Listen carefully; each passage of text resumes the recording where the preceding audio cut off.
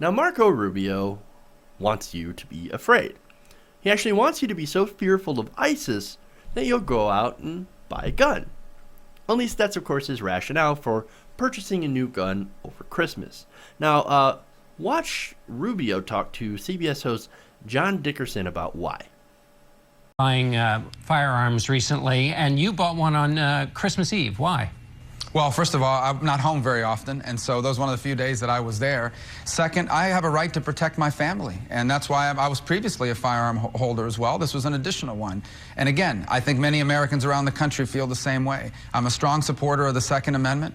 I have a right to protect my family if someone were to come after us. In fact, if ISIS were to visit us or our communities at any moment, the last line of defense between ISIS and my family is the ability that I have to protect my family from them or from a criminal or anyone else that seeks to do us harm. Millions of Americans feel that way. ISIS? Wait a minute.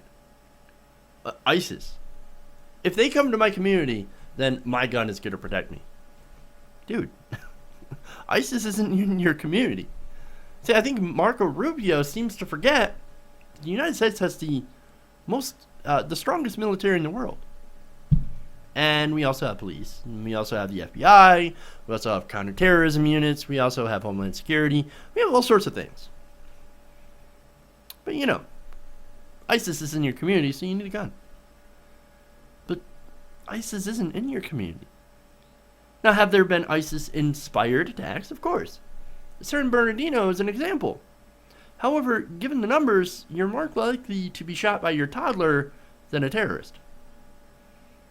Or you're more likely to shoot a family member that you think is someone breaking into your house. There's been plenty of stories about that.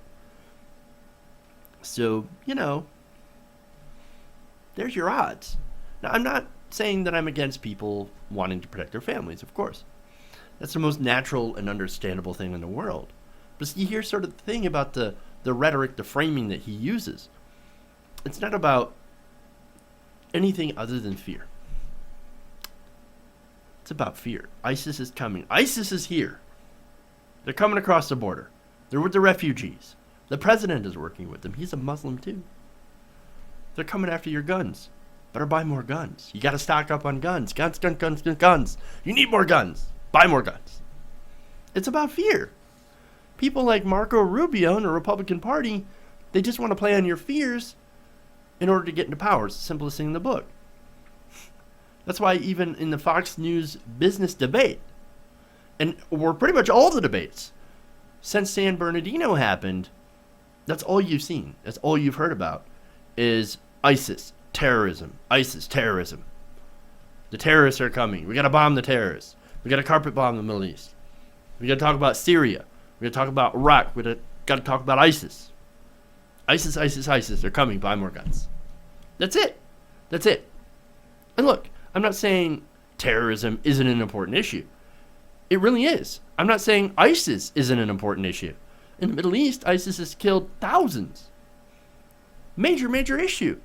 But for the most part, it's not here. It shouldn't be that high up on the list of priorities in America. It's not to say that we shouldn't be cautious. But there is a difference between caution and panic. And it seems like the Republican Party wants you to panic. And they do that in order to increase their political power. And it's really the oldest trick in the book. You play on people's fear. When you're afraid, you lose the capacity to think clearly and reason, and you're more willing to give up your personal liberties, your personal freedoms. I mean, look at all the freedoms we've given up since 9/11. A lot of people are now okay with surveillance methods, warrantless wiretapping, with giving up your privacy. That shouldn't be okay. That should never be okay. But people have allowed that because, I don't have anything to hide, and ISIS could be around the corner. They could be hiding over at Bob's house. Well, I better get a gun. It's crazy. And this kind of fear, unfortunately, has the power to make regular good people back some pretty awful things. Come up behind pretty awful things. Support awful things. Dark things. dark candidates. Donald Trump. And so look, with Marco Rubio and his statement that his gun is the last line of defense for his family also coincides with his earlier statement that Obama would take your guns if he could, is a good example, really good example, of good old-fashioned political fear-mongering. Don't fall for it.